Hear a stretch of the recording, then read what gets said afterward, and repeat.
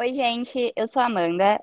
Eu faço parte da Liga Acadêmica de Saúde Mental da UFSCar, da Universidade Federal de São Carlos. E hoje a gente está aqui para apresentar o primeiro simpósio da Liga, né, da LASME, que é sobre luta antimanicomial e saúde mental. Oi, gente, eu sou a Carol e eu faço parte da LASME e da organização do simpósio. Gente, eu sou a Rayane, eu também faço parte da Liga de Saúde Mental e também estou na organização do simpósio. Eu sou o Israel, faço parte da LASME também e estou na organização do simpósio. Então, para começar, gente, nós somos da LASME, como já foi comentado, a Liga de Saúde Mental da UFSCar. É uma liga interprofissional dos cursos de Medicina, Psicologia, Terapia Ocupacional e Enfermagem. E nós fazemos algumas atividades na área de pesquisa, ensino e extensão. Para esse momento de distanciamento social, a gente resolveu fazer um evento online, pegando o mês de maio com a luta antimanicomial. O dia 18 de maio é o Dia Nacional da Luta Antimanicomial, que é um movimento social que se articula com outros movimentos sociais, como o feminismo, movimento de raça e afins, e que se expande além dos temas da saúde mental e da reforma psiquiátrica. Para esse evento, a gente pensou em discutir alguns temas, mas deixando em aberto para que vocês possam se aprofundar depois. O simpósio ele é um evento mais curto, e a ideia é que a gente possa iniciar esses debates. Sobre a programação que a gente teve na cidade de São Carlos, que é onde está localizada a UFSCar, né, a Universidade Federal de São Carlos, a gente teve alguns eventos sobre a luta antimanicomial a partir do dia 18 de maio. Começando na segunda-feira, do dia 18 mesmo, a gente teve apresentação de músicas e poesias no perfil Cápsula D, às 2 horas. Para ressaltar, são todos os eventos online, né? Na quinta-feira, dia 21, a gente teve o Cine Debate sobre o filme Loucura Entre Nós, no perfil Cato UFSCar, às 19 horas. Na segunda-feira, do dia 25, a gente teve a oficina de origami no perfil Cato UFSCar, no meio-dia. E para finalizar, para fechar toda essa programação, a gente está tendo esse evento aqui, o simpósio, né? Agora no dia 29, hoje, no caso, o simpósio de luta antimanicomial e saúde mental, no nosso perfil aqui da LASM. Bom, esse simpósio é um evento que a LASME está fazendo em parceria tanto com programas e atividades que estão ocorrendo na UFSCar, quanto atividades da prefeitura e das unidades de saúde. Os palestrantes que vão estar conversando com a gente, eles são especialistas na área de saúde mental, luta antimanicomial e reforma psiquiátrica. Bom, gente, agora a gente chamou a professora Thais Gleicher, do Departamento de Psicologia da UFSCar, que ela é uma das professoras que atuam na nossa liga, né, na Liga de Saúde Mental, e ela vai fazer uma mesa de abertura para vocês, porque além de professora e doutora, ela também tem um grande conhecimento sobre o assunto da luta antimanicomial, e a gente acha que vai ser muito proveitoso para vocês. Então é isso. Bom evento e fiquem agora com a mesa de abertura. Oi, pessoal, boa tarde. Eu queria agradecer ao pessoal da Liga de Saúde Mental da Universidade Federal de São Carlos, que fez esse convite para eu iniciar, né, uma conversa sobre a luta antimanicomial com vocês. Peço desculpas porque não sou habituada a fazer esse tipo de coisa, não sou habituada a fazer vídeo, mas espero que a gente consiga iniciar uma conversa legal. Bem, a gente está comemorando segunda-feira, dia 18 de maio, como todos os anos, há bastante tempo, o Dia da Luta Antimanicomial. E, bem, quem conhece um pouco a minha história sabe que eu estudei bastante história, né? Estudei bastante história desse fenômeno aí que muita gente chama de saúde mental, doença mental, em alguns lugares do mundo e no Brasil também. Então eu queria começar essa discussão sobre a luta antimanicomial num momento anterior. Eu queria começar essa discussão falando o seguinte: quando a gente discute sobre luta antimanicomial, e aí vocês vão pegar um monte de texto, né? Tem muito texto sobre isso, vocês vão chegar na expressão a reforma psiquiátrica, né? Como se existisse a reforma psiquiátrica. Eu sou psicóloga de formação e a gente às vezes tem uma coisa da psicologia, né, uns vícios assim de linguagem, de dizer as psicologias, as psicanálises, né, para querer deixar claro que é um fenômeno múltiplo e que não existe só uma psicologia, que não existe só uma psicanálise. E nesse sentido eu gosto de falar também das reformas psiquiátricas. E não acho que é um preciosismo, né? Não acho que é uma besteira. Vou dizer por quê. Quando a gente fala a reforma psiquiátrica, parece que no Brasil aconteceu um momento que foi o momento da reforma psiquiátrica. De fato, isso existe, né? Se a gente for pensar num sentido mais legislativo, se a gente for pensar num sentido normativo, existiram alguns marcos temporais que apontaram para um momento histórico em que se colocou numa lei, né, numa lei federal, que sim, que os manicômios eles deveriam acabar. Mas se a gente for pensar, como tudo na vida, né, as coisas não surgem do nada, as coisas têm uma história, as coisas têm processos de evoluções, processos de involuções, e com a reforma psiquiátrica não seria diferente. Então eu gosto de dizer, além de que existem as reformas psiquiátricas, a história do processo de saúde e doença mental no Brasil é muito interessante. Logicamente, né, como todos os países do mundo, tem suas especificidades. Então, às vezes, a gente estuda a história da loucura com Foucault na França, né? A gente estuda os processos europeus, que são muito interessantes, mas a gente não estuda como que esse processo se deu no Brasil, na nossa história, né? E isso se deu de uma forma anterior, logicamente, ao próprio nascimento dos manicômios. A loucura, se a gente for pensar como diferença, né, que existiam fenômenos diferentes, que as pessoas percebiam que determinadas pessoas se comportavam de forma diferente, do que seria, entre aspas, uma normalidade, isso sempre existiu, né? Agora, como que a gente lia esse fenômeno, o mesmo fenômeno, os mesmos comportamentos, com o mudar das épocas, isso é que é a diferença. Então, se a gente for pensar, por exemplo, no Brasil, o Brasil tem uma situação institucional interessante e diferente. Nós somos, né, nós fomos uma colônia portuguesa. O que isso quer dizer na prática para a gente que estuda saúde mental? Isso quer dizer que nós herdamos o modelo de saúde português, logicamente, né? Então, por exemplo, quais foram as primeiras instituições que a gente teve no Brasil de cuidado em saúde?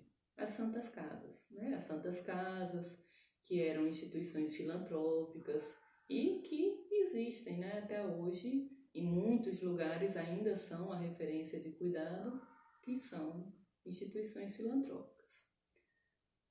Quando nós éramos o Brasil colônia, a história das Santas Casas aqui no Brasil ela é muito interessante, porque nós tínhamos as heranças do que se dizia que era medicina, né? Da Europa, por exemplo, a medicina hipocrática, a história de fazer sangria, a história de fazer purgatórios, né? Que se utilizavam com os doentes, doentes de qualquer coisa, né? Não estou falando de loucura, que eram procedimentos comuns na época. Mas a gente tem uma coisa muito interessante, porque a gente alcançou um momento em que nós somamos a tal da medicina hipocrática o conhecimento que os indígenas já tinham sobre ervas, sobre minérios. Então é como se num determinado momento da nossa experiência de colônia, a gente tivesse mais avançado numa medicina do que propriamente os portugueses, por assim dizer. Só que no começo esse cuidado ele era apenas para pessoas que estavam com qualquer problema de saúde. Depois, em 1838, as Santas Casas, em 1838 a gente teve o primeiro caso de uma pessoa que seria, né, o que se chamaria de um doente mental, que foi atendido pela Santa Casa. E como normalmente acontece nessas situações, depois do primeiro caso vem vários casos, né? O que isso ensina pra gente? O que esse período histórico ensina pra gente? Quem é que acessava as Santas Casas, que eram instituições filantrópicas, né? De caridade. Grande parte dos públicos das Santas Casas naquela época eram escravos alforriados. Isso pode ser pelo fato de ser uma instituição filantrópica, ou seja, né, pelo fato dessas pessoas serem, obviamente, as que não tinham recurso para um outro tipo de serviço, mas também pode ser por uma coisa que aconteceu e acontece em vários lugares do mundo, que é pela necessidade de reposição da mão de obra de trabalho. Então, seria interessante que os escravos fossem enviados para uma instituição de saúde para eles ficarem curados do problema que eles tivessem e para voltar o quanto antes para o trabalho. Mas o que se fazia? Assim, qual era a diferença do que se chamava de tratamento nas Santas Casas para o que se chamava de tratamento para as outras pessoas que tinham outros problemas? Essa é a questão e eu acho que é sobre isso que a gente precisa pensar. Porque essa questão ela vai continuar por toda a história da nossa relação, nós mundo e nós Brasil, de como a gente lida com a questão da saúde mental. O que a gente via era que essas pessoas tidas como loucas, né, elas ficavam em grades, elas ficavam presas, elas dormiam em tarimbas. Muito do que se fazia com esses, que na verdade em grande maioria eram escravos, né, ou negros alforriados, eram métodos de tortura. Como eles recebiam as torturas do lado de fora, eles também recebiam as torturas do lado de dentro. Ou seja, essa história de você dizer que para determinado público uma coisa é tratamento, quando a qualquer olho, né, de uma pessoa sensata, você percebe que não é tratamento, né, que na verdade é isso mesmo, é tortura. Essa coisa, ela aparece no Brasil antes mesmo de existir manicômio, de existir hospital psiquiátrico. Então, é tão interessante, a nossa história com o hospital psiquiátrico ela é um pouco diferente da história de outros países, né? O que aconteceu?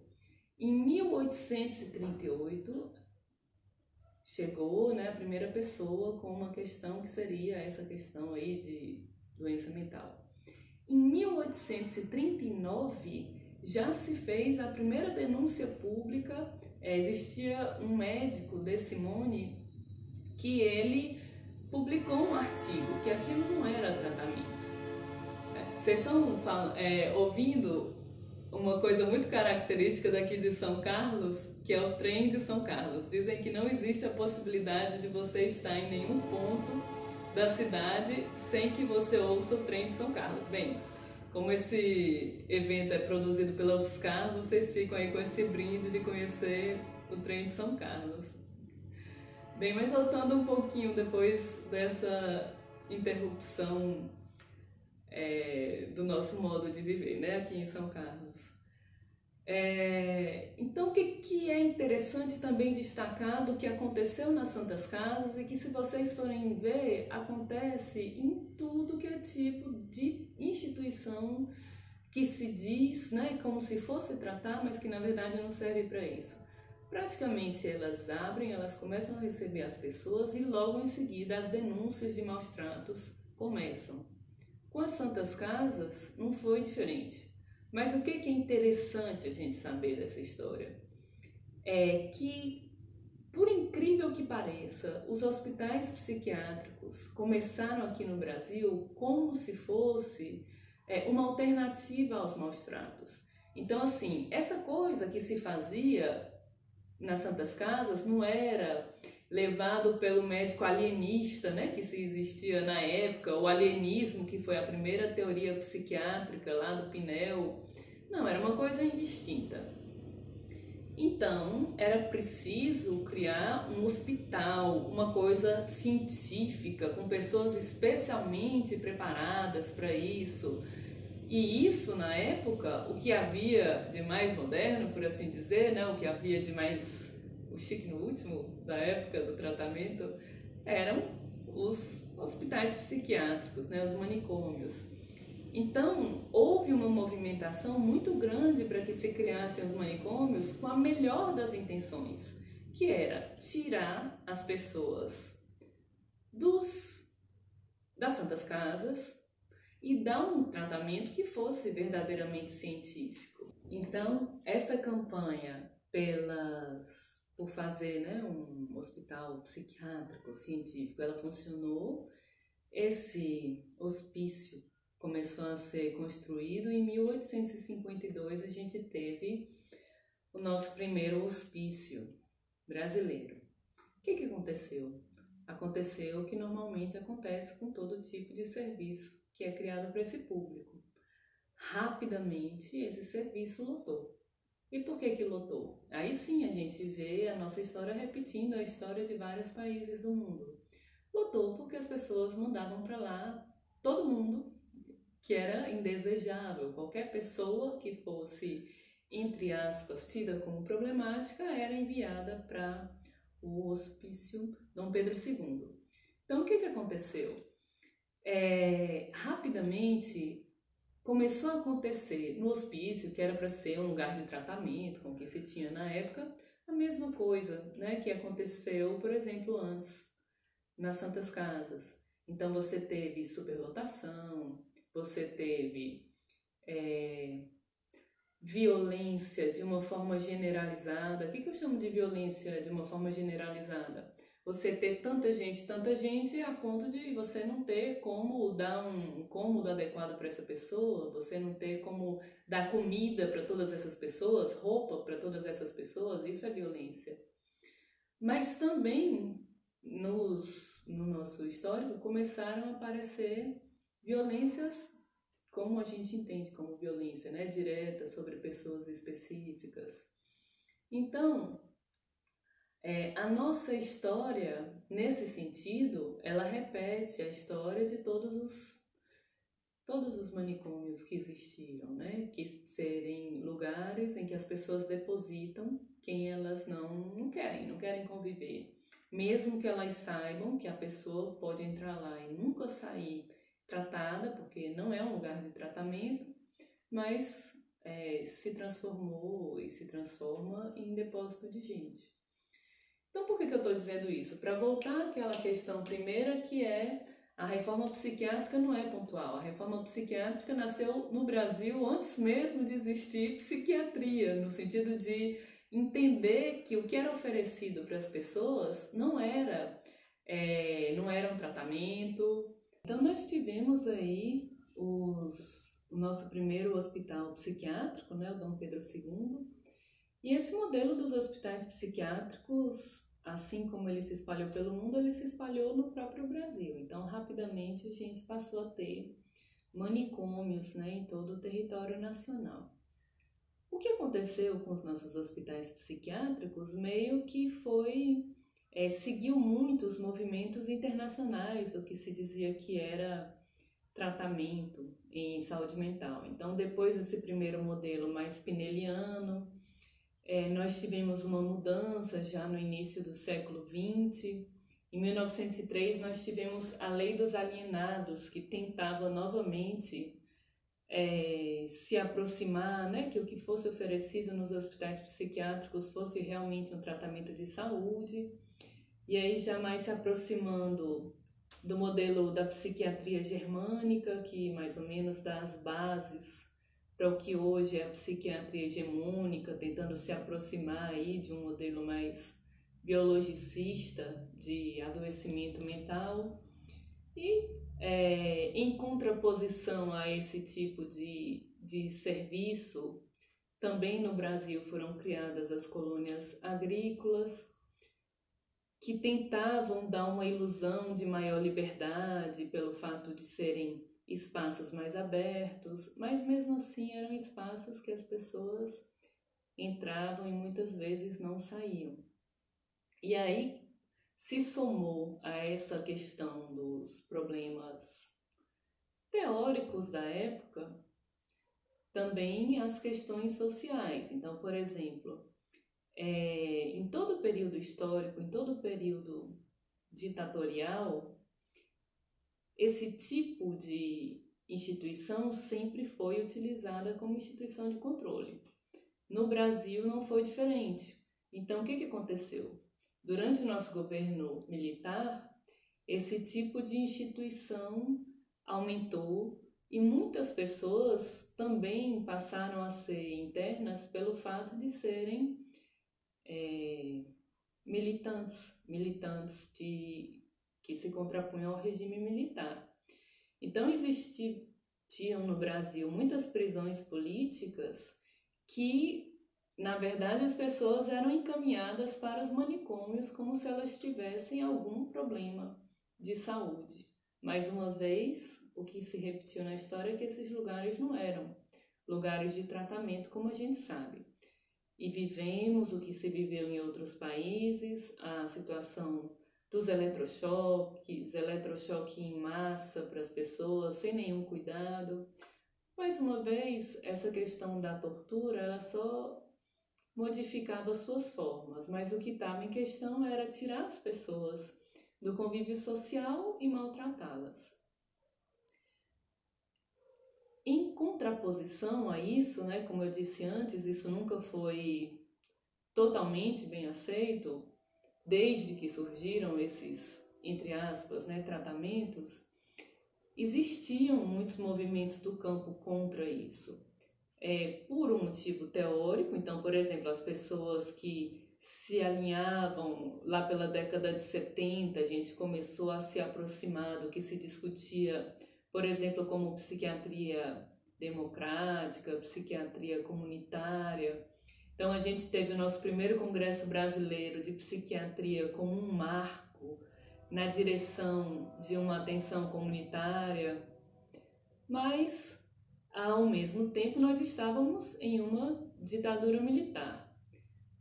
Uma outra coisa que favoreceu esse tipo de serviço é o fato de que os hospitais psiquiátricos, se no início, na sua criação, eles eram hospitais públicos, depois eles passaram a ser hospitais privados financiados com dinheiro público.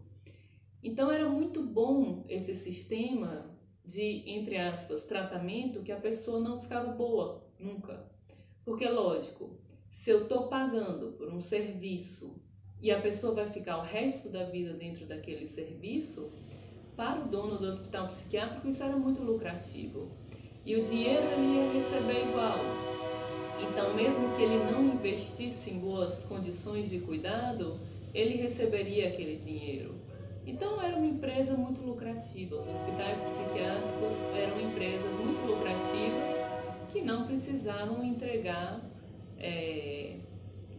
um serviço, porque o verdadeiro cliente do hospital psiquiátrico não eram os pacientes.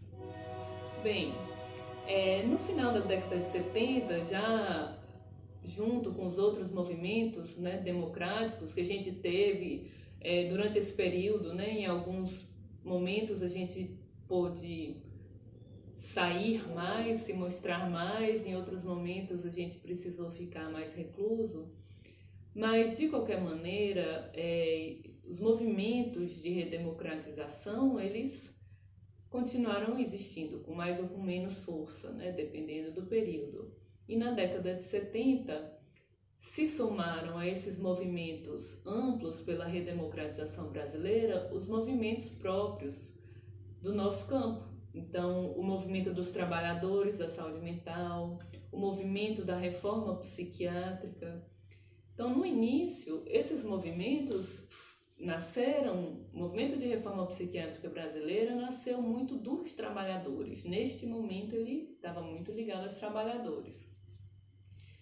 Mas o processo de redemocratização brasileira passava pela questão obviamente, da participação popular, que está na base do nosso SUS.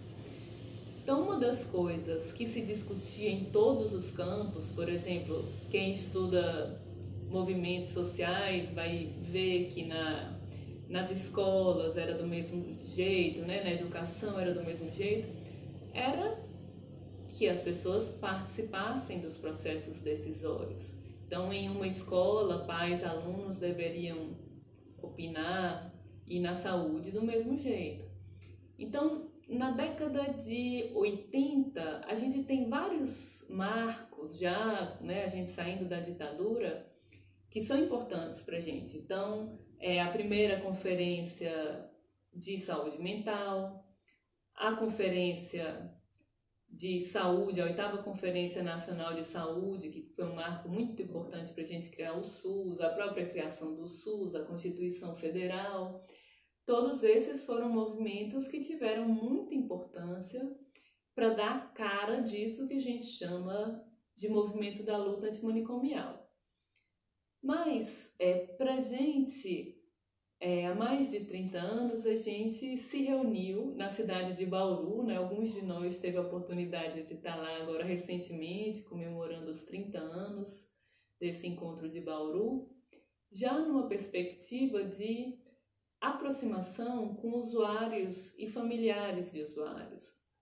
Então, o movimento da luta antimanicomial, ele chega no momento posterior a esse movimento dos trabalhadores e ele agrega também os usuários e os familiares de saúde mental. Então, como é isso? Como que é o movimento nacional da luta antimanicomial? Tudo que eu falei até agora, vocês encontram facilmente em textos. Inclusive, a minha tese tem um capítulo que é só sobre isso, sobre como que se deu isso no Brasil, essas histórias que eu estou contando do Brasil colônia, tá tudo lá.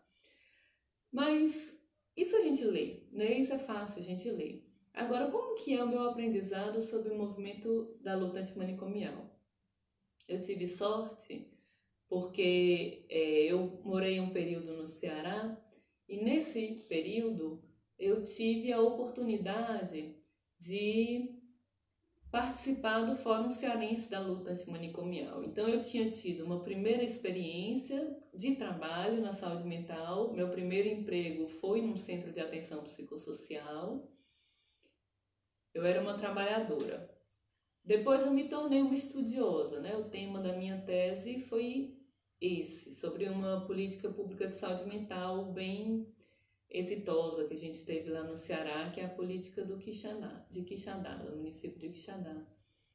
E finalmente eu tive a oportunidade de viver isso como militante. Então, qual é a diferença? A atuação que a gente faz é uma atuação, por assim dizer, bem, eu posso dizer que, como trabalhador, a gente resolve problemas, né? A gente está ali na assistência, a gente tem um problema para a gente resolver, a gente precisa resolver. Como estudioso, a gente pode estudar, propor coisas e isso ficar, né? Isso pode inspirar pessoas, mas não necessariamente esse conhecimento acadêmico vai se transformar numa coisa útil, né? A gente conhece várias pesquisas no nosso campo e nos outros campos de pesquisas que, objetivamente, elas não se materializam, elas não se transformam em nada. Na militância é diferente. Então, o que a gente fazia? A gente fazia desde coisas extremamente pontuais. Então, houve a violação de direitos contra uma pessoa, a gente recebeu uma denúncia, alguém nos procurou. E aí a gente ia ver quais eram as formas de intervir. E quais são as formas de intervir? Existem inúmeras formas de intervir. Então, existem formas que se aproximam mais. Às vezes a gente precisa fazer uma denúncia ao Ministério Público, às vezes a gente precisa fazer uma denúncia à imprensa.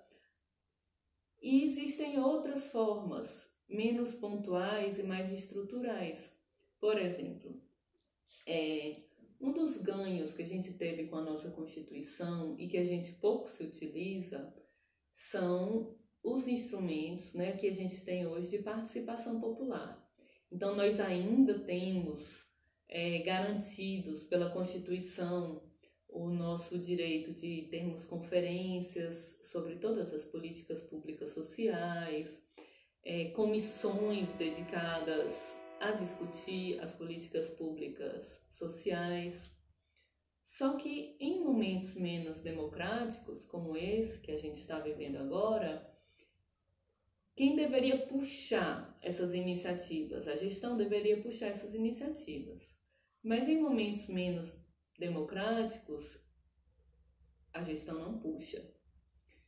Então, nesses momentos, a militância tem um papel ainda maior, que é de pressionar para que essas coisas sejam cumpridas e para que elas existam. Então, por exemplo, no Ceará, o Fórum Cearense da Luta Antimanicomial teve uma importância muito grande para reativar a Comissão Intersetorial de Saúde Mental, que é uma comissão que ela é formada por representantes da gestão, por representantes da sociedade civil, como é o jeito certo, como deveria ser. Mas, como eu falei antes, não necessariamente as pessoas fazem o que deveriam fazer. Uma outra atividade que a gente fez, que a gente puxou, as conferências, elas também deveriam acontecer de 4 em 4 anos. E nem sempre a gestão puxa, porque nas conferências a gente vai dizer o que a gente quer. E muitas vezes a gestão não quer ouvir o que a gente quer. Então, uma das coisas muito bonitas que a gente fez lá foi puxar uma conferência de saúde mental e direitos humanos. E foi riquíssimo, porque os usuários foram, o pessoal da universidade se mobilizou, nós, como Fórum Cearense da Luta Antimanicomial, a gente fez isso. E essas coisas, elas não são pontuais. Então, por exemplo, na medida em que a gente conseguiu a reativação do CISM, né, da Comissão Intersetorial de Saúde Mental, a gente passou a ocupar muitas cadeiras lá dentro. Então, muitas das ações, por exemplo, vocês sabem, todo mundo sabe das violações de direito que acontecem nas comunidades terapêuticas. Nós fazíamos visitas, a gente ia fiscalizar por via da CISM como que estavam as condições dessas pessoas que ficavam nas comunidades terapêuticas.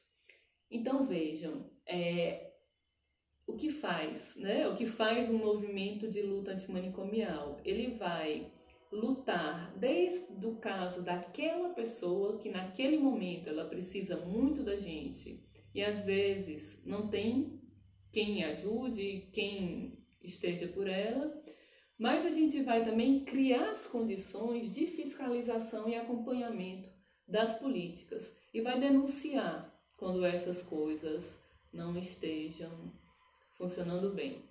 Então, como é que eu quero finalizar essa fala? Bem, eu quero finalizar dizendo para a gente ter cuidado, porque, como eu disse, em momentos ditatoriais, a questão manicomial volta, não à toa, né? Nesse governo atual, não por acaso, se voltou a autorizar a existência de hospitais psiquiátricos e o uso do dinheiro público para financiar hospitais psiquiátricos. Uma coisa que no mundo inteiro a gente já sabe que não funciona, que não serve como tratamento de saúde. Ao mesmo tempo, além de estar ciente disso, algumas pessoas podem perguntar: tá, Thaís, mas como que eu faço? Né? Eu estou aqui em São Carlos, esse evento é feito pela Liga de Saúde Mental da UFSCar, aqui não tem um grupo da luta, mas aqui tem o Fórum de Saúde Mental. No Fórum de Saúde Mental, o que se faz é exatamente isso que eu estou dizendo. Então, são pessoas que estão reunidas para discutir os problemas em todas as esferas de gestão, as esferas de pessoas específicas. Sociedade civil está lá porque quer, porque deseja e está lá para enfrentar os problemas. Então, não é uma coisa pontual, é, por assim dizer, um trabalho no sentido de que você precisa dedicar horas, mas é o que faz dar sentido à vida. Então, eu termino essa fala convidando vocês a conhecerem as construções locais, nacionais, do movimento da luta antimanicomial e convidando vocês a participarem dos espaços que já existem da sociedade civil no município de São Carlos. Espero que vocês tenham gostado dessa situada histórica aí, dessa situada um pouco do nosso movimento.